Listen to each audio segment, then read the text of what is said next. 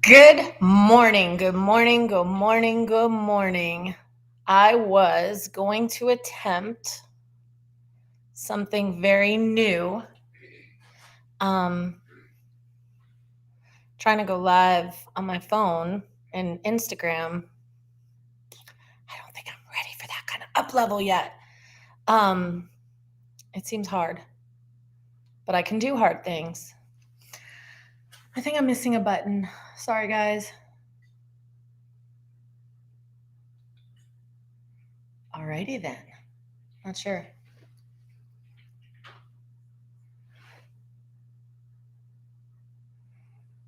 Okay, title.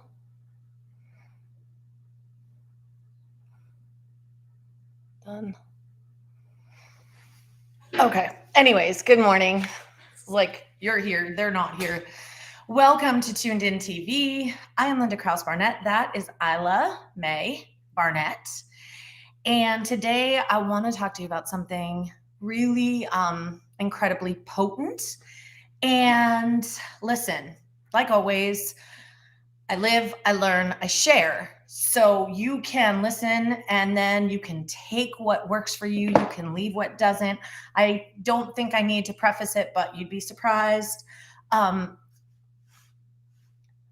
this Advil is not really working. But here's the thing is that I'm always going to come on. I'm always going to share what I have in my heart and in my mind and what messages come in through me because that's the whole point of the show. The whole point of the show is as I tune in to my vibration, my lessons, my love, my life, things come through for me, and we all work the same way. And so, one of my passions is to hop on, is to share, because it all goes together with my company, my brand, and my message, right? So, my passion is as the founder of Compass Productions. There are several branches to my company, one of which is Let's Get Virtual, where we help you become an author, we help you publish digital products. And then the other part of it is Zenith Academy, where you're provided a platform, right? It's a platform to be a student or a teacher.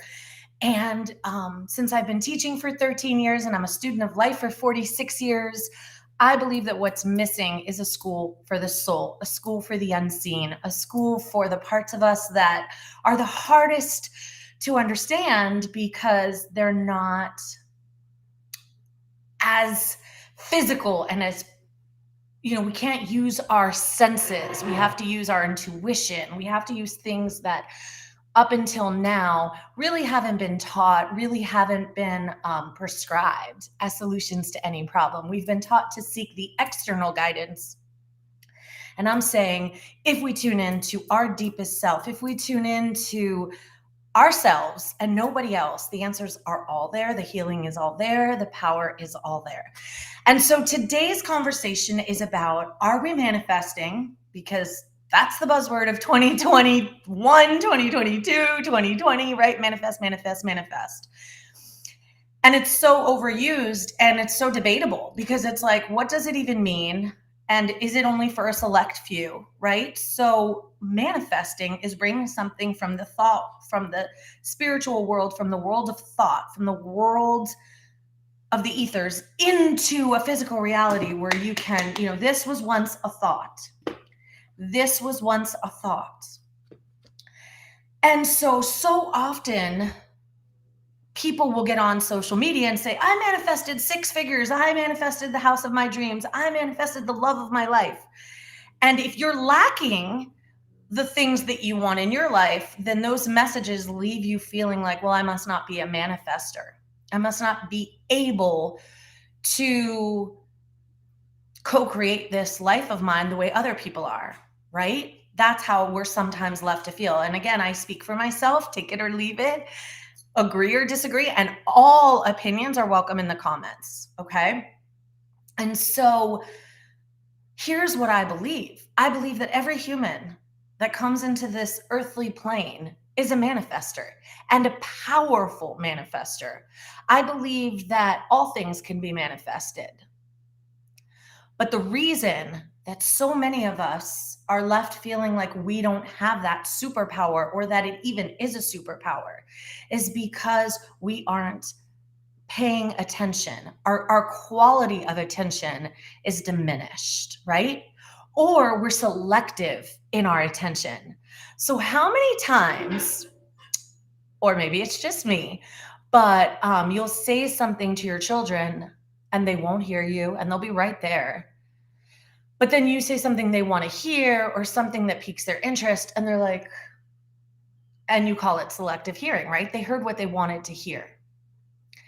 And I am saying that selective attention is also a thing, and that selective attention is the reason you are ignoring or not seeing the fact that you are manifesting 100% of the time on 100% of your days.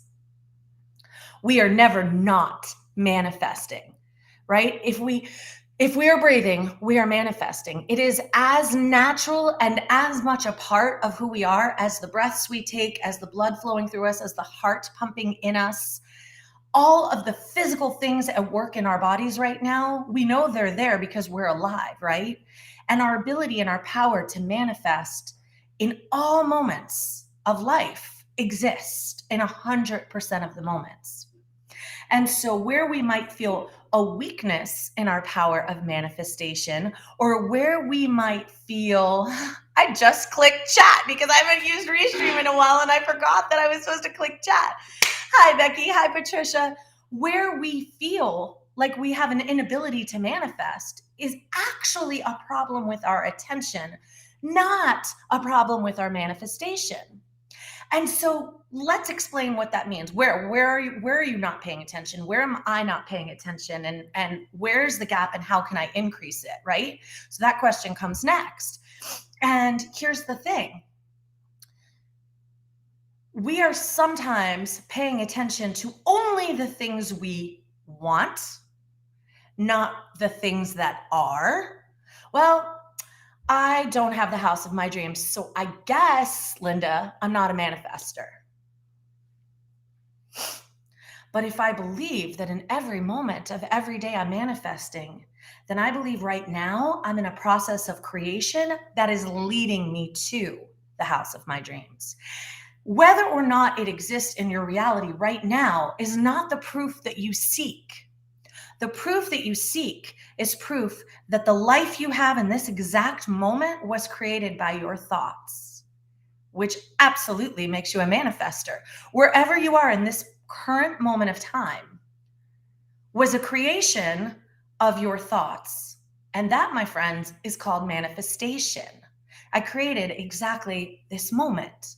Now, some will say, well, I didn't create, my husband left or illness, or there are things we feel are out of our control, but our reactions to them, the way in which we handle them, right, goes back to the conversation where we said, are we worrying about it or are we handling it with a warrior spirit?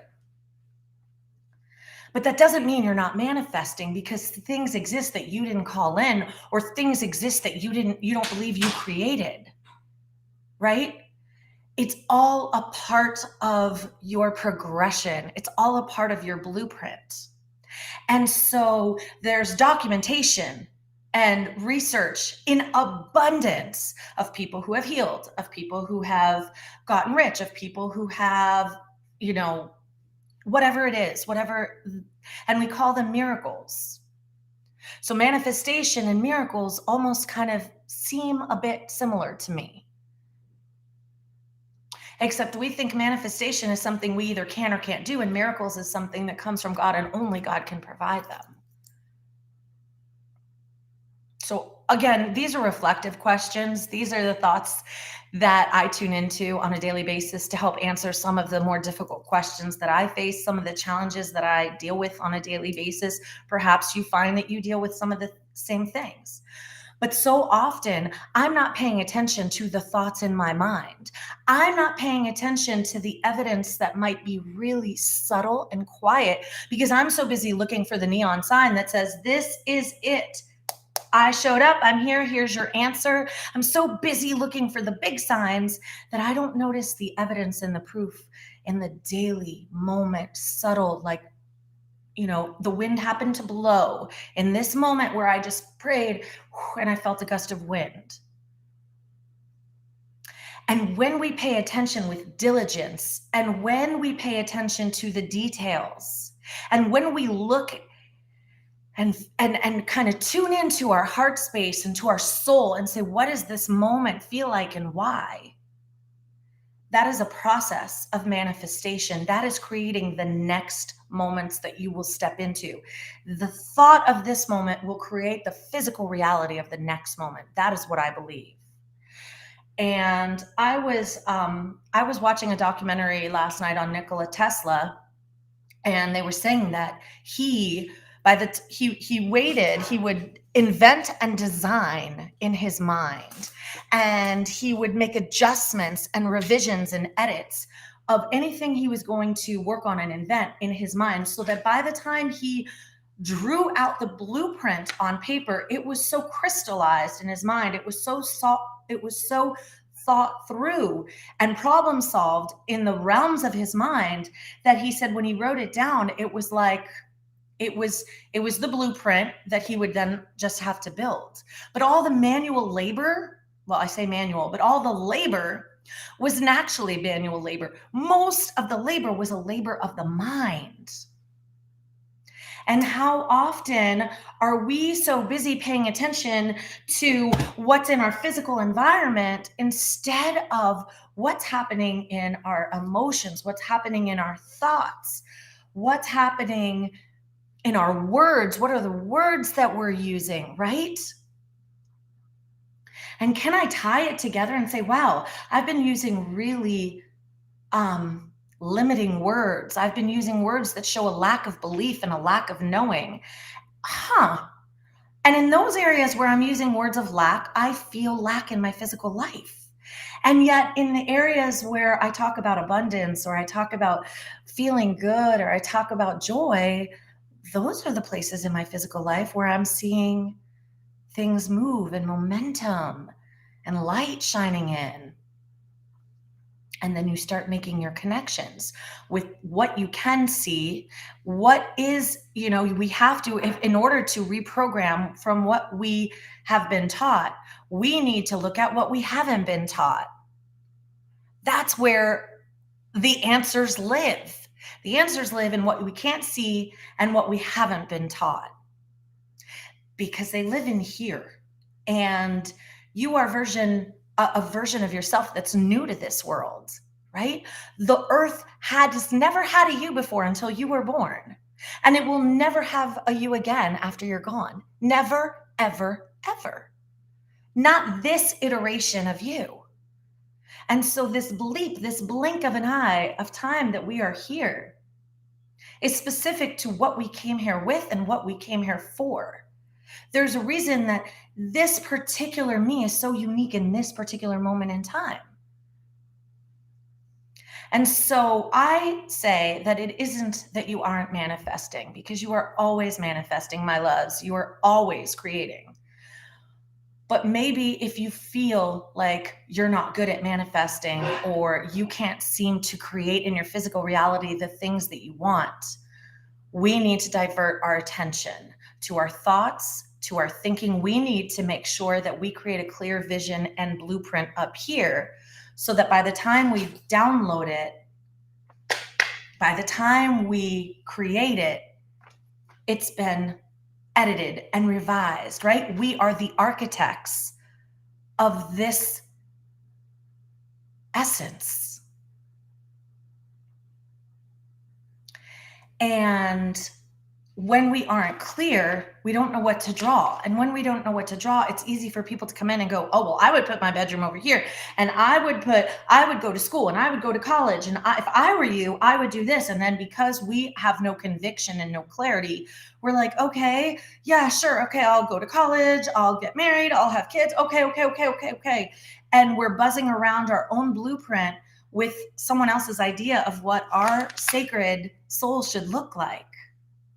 But what if we could be the architects of our soul? What if we could believe with 100% certainty that we manifest all moments, and that in this moment, what I live, what's in my reality has already been created. It's past. all of this that you see, I created in past thoughts. So now my attention of the present moment thoughts are creating future moments. They're creating future realities. So how very important it is for me to pay attention, knowing I am a manifester, because we all are, and I'm not special. We are all special and we all are co-creators. Therefore, we are all manifestors. And in the now, and in the now, and in the now, and in the now, each time I say that, I have new control. And each new thought that I implant and allow to sink into my emotions is creating a future reality. And depending on the emotion I attach to it and the clarity of vision, and then the proof that I seek, am I seeking proof that nothing works out for me? Am I looking for evidence that I'm a terrible manifester and that I can never have what I want? Or am I looking for proof that life is abundant and that anything is possible? Can I count on my walk the number of leaves from the time I start my walk to the time I come home, and try and count as many leaves as I see on the trees? If you live in Florida, that's easy. It might not be easy in other parts of the world right now, right? But count clouds, count rocks, count breaths. How many breaths does it take me? How many breaths did I take from the time I left my house till the time I come home? And when you realize you can't even keep track of the number because it's just, there's too many, right? Can I use that as proof that I live in an abundant world? And if leaves could be abundant, then by golly, humankind can be abundant. My dreams can be abundant. It's not specific to trees and leaves. It's for all of us. It's for nature. It's for beings. And I can pay attention to the thoughts of creation, knowing I'm creating my next moments. And I could pay attention to the evidence and the proof. I'm going to give you an example. I'm looking for a house in Georgia, and I've kind of discovered a new area that I want to live in. It's like this new neighborhood enclave, and I fell in love with it. And so I spent most of the night a couple days ago zooming into the map in this specific area. And I was like, this is where I want to live. And so the next day I called my realtor in Georgia and I said, this is where I would like to be. Can you focus on this area right here? And I said, listen, I spent half the night on Zillow, like clicking all the black dots and looking at every house in this cone of desire. And there's this one particular street that I fell really crazy in love with. It's called Brown's Crossing, and it seems to be a really special street. So yes, look in this whole cone, but try to see if there's anything in like a smaller cone. And I kid you not, she called me 10 minutes later and said, like, did you know? Are you a witch? What's the deal? And she had a realtor friend email her that there was a listing, not only in the cone, but on the street that I had named, that will go live on Wednesday. It's not even live yet, on the specific street that I named. Now, this is not a, oh, look, it's not meant to be arrogant. It's meant to be proof of our freaking power that we forget. And then we're afraid to tell our friends, like, holy crap, can you believe it? I named the street. And then she called and it was the street, because your friends are like, you know, some people will think you're all that. There's judgments, because we live in a world where we haven't been taught that this is natural, normal, and we should all be telling these stories daily, moment by moment. We should all be saying, I said it, I saw it. I said it, I saw it. I said it, I saw it. Maybe not in this moment, maybe not in the next 10, maybe not in a day, but in a year, in a month. I saw it. That's what vision boards are all about. I saw it in my mind, and then I saw it in my life. I saw it in my mind, and then I saw it in my life. I hope this is making sense. But I am here today just to tell you that there's a bigger problem in where we are putting our attention. And there is no problem in your ability to manifest, because it is a birthright.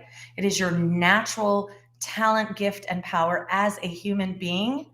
And if you pivot your perspective and focus and pay attention to the right evidence and proof, then you will realize that you are a powerful manifester who is consistently creating this life with source energy, and that everything you've ever needed lives right inside your being. And that is why you came here with it. You came here prepared. to make it with what you have. I love you. Happy Tuesday. Happy Taco Tuesday, because that's our favorite. I love you so much. Please tune in each weekday at 10:30 a.m. Eastern Standard Time on Compass Productions for another Tuned In TV episode. And I honor where you are in your journey. I'm here to help you reboot anything that needs to be rebooted. If you feel stuck, if you feel stagnant, if you feel scared, then reach out and see how I can help. Until tomorrow, I love you guys and have a great